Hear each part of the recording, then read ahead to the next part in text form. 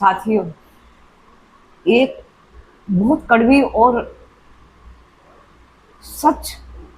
सत्य है जो बिल्कुल भी, वो बात मैं आपसे कहने जा रही हूँ। देखो, पिता जो होता है अपने घर में, अपने पिता होते हैं,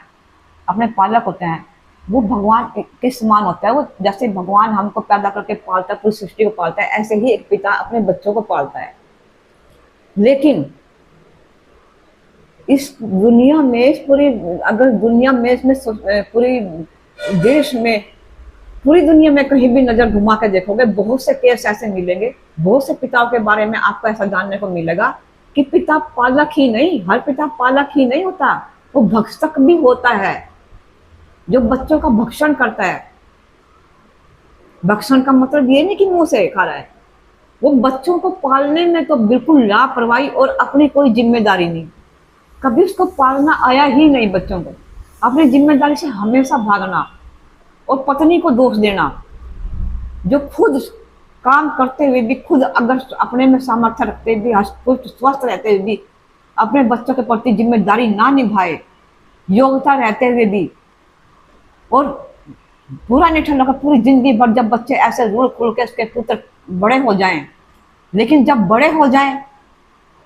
तो उनको मेंटली टॉर्चर, उनको खाना शुरू कर देते हैं कि मैं तेरा बाप हूँ, मैंने तुझे पैदा किया, तू मेरी सेवा कर, तू कमा के ला, तू इतना कमा के ला,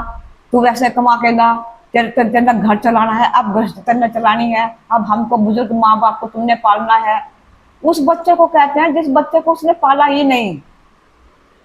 जिस बच्चे को उसने माँ से जन्म दे करके वैसे छोड़ दिया, कभी कोई जिम्मेदारी नहीं निभाई,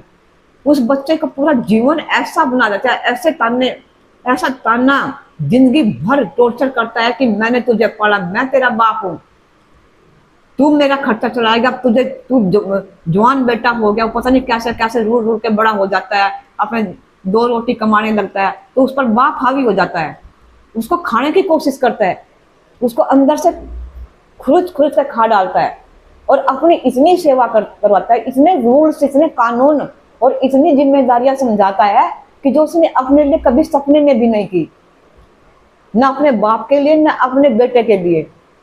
ऐसा बाप ना तो कभी पिता का पुत्र बनता है, ना कभी पुत्र का पिता बनता है। और जब खुद की बारी आती है, जब खुद बुजुर्ग हो जाते हैं, ऐसे बेशरम बुजुर्ग, फिर अपनी सेवा,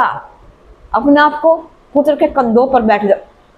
अपने डोली खिंचवा श्रवण कुमार की तरह जैसे डोली पर बैठने की कोशिश करते हैं, फिर वो बोलते हैं